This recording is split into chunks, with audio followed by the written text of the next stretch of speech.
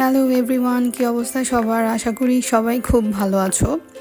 So ইদানিং খুব বৃষ্টি হচ্ছে। এই বৃষ্টির সময় স্ন্যাক্স হিসেবে মোমোটা খুবই ট্রেন্ডি একটা ব্যাপার। সো আমিও মোমোটা বাসায় কিভাবে মেক করলাম সেটা নিয়ে থাকছে আজকের ভিডিও। সো চলো কিভাবে আমি মেক করলাম সেটা তোমাদের সাথে আজকে ডিটেলসে শেয়ার করব।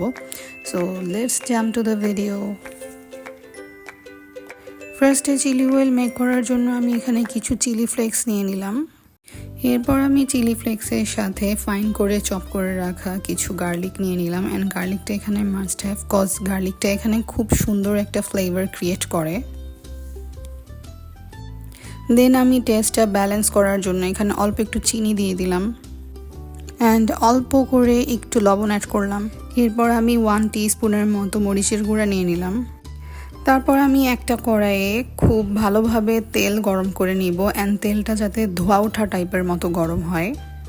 তারপরে গরম তেলটা আমি সাথে সাথে এই মিক্সচারটার মধ্যে ঢেলে দিব অ্যান্ড ঢেলে দেওয়ার পর যে একটা স্মেল ক্রিয়েট হয়েছিল সেটা তোমরা বাসায় যদি কেউ মেক না করো বুঝতে পারবে না।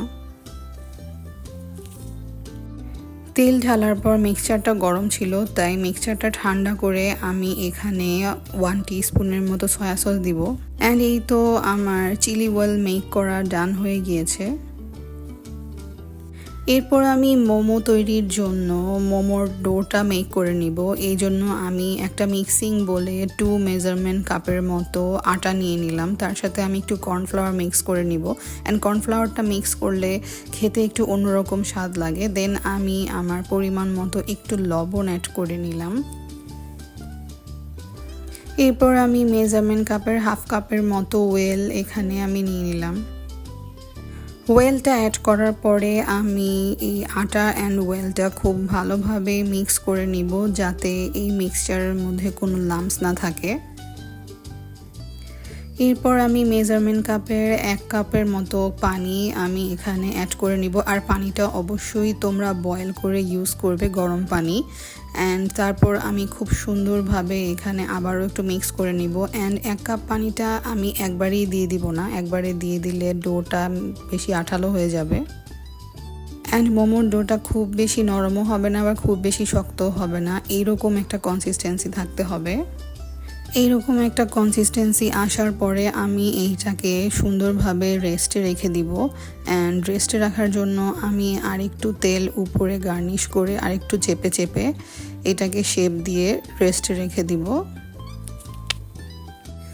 এখন আমি মোমোর ভিতরের ফিলিংটা মেক করে নিব। ফিলিংটা মেক করার জন্য আমি একটা ফ্রাইং প্যানে অল্প একটু পরিমাণে বাটার নিয়ে নিলাম। এরপর আমি সেই গরম বাটারের মধ্যে 500 গ্রামের মতো চিকেন কিমা নিয়ে নিব। অ্যান্ড চিকেন কিমাটাকে আমি খুব বেশি ড্রাইভাবে কুক করব না, হালকা একটু জাস্ট সটে টাইপের করে নিব। তারপর আমি চিকেন কিমাটার সাথে অল্প একটু গার্লিক দিয়ে নেব। এরপর আমি চিকেন কিমার সাথে কিছু ছোট ছোট করে কেটে রাখা গাজর দিয়ে দিব। অ্যান্ড তার উপর আমি পেঁয়াজ কুচি দিয়ে দিব, মরিচ কুচি দিয়ে দিব অ্যান্ড একটু কোরিয়ান্ডার লিভস দিয়ে দিব অ্যান্ড সাথে একটু অনিয়ন লিভসও দিয়ে দিব। তারপর আমি এই মিক্সচারটার সাথে 2 টেবিল স্পুনের মতো ব্ল্যাক পেপার অ্যাড করে নিব। অ্যান্ড আমি যেহেতু অনেক স্পাইস লাভার, দ্যাটস ওয়াই আমি এখানে 2 টেবিল স্পুন দিলাম। তোমরা তোমাদের পরিমাণ মতো ঝাল কমিয়ে বাড়িয়ে নিবে। তারপর আমি 2 টেবিল স্পুনের মতো লাইট সয়া সসটা আমি এখানে অ্যাড করে নিব। এরপর আমি দিয়ে দিব আমার স্বাদ মতো লবণ। তোমরা তোমাদের পছন্দ মতো লবণ কমিয়ে বাড়িয়ে তারপর এখানে অ্যাড করে নিবে। অ্যান্ড তারপর আমি এই মিক্সচারটাকে খুব সুন্দরভাবে মিক্স আপ করে নিব। অ্যান্ড এই মিক্সচারটা আমি খুব বেশি পরিমাণে ফ্রাই করব না, হালকা সটে টাইপ করে নিব। এরপর আমি মোমোর শেপটা রেডি করছিলাম। আমি একটা মোমোর শিট নিয়ে তারপর ওটার মধ্যে মোমোর ফিলিং দিয়ে মোমোর শেপ করে নিচ্ছিলাম। তোমরাও তোমাদের পছন্দ মতো বিভিন্ন রকম শেপ তোমরা করে নিতে পারো। এই তো আমার সবগুলো মোমোর শেপ দেওয়া ডান।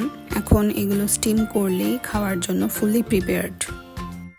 আমার বাসায় মোমো স্টিমার ছিল না, সো না থাকলেও কোনো প্রবলেম নেই। তোমরা একটা পাতিলে পানি গরম করে নিয়ে তার উপর এরকম একটা ঝালর দিয়ে নিবে অ্যান্ড প্রি হিট করে নিবে। প্রিহিট করার পরে তোমরা এখানে মোমোগুলোকে সেট করে নিবে। অ্যান্ড প্রিহিট করলে যেটা হয়, হিট করার সময় মোমোগুলো স্টেইনারের সাথে লেগে যাবে না। সো এই জন্য তোমরা সুন্দরভাবে আগে স্টেইনারটাকে সুন্দরভাবে হিট করে নিবে।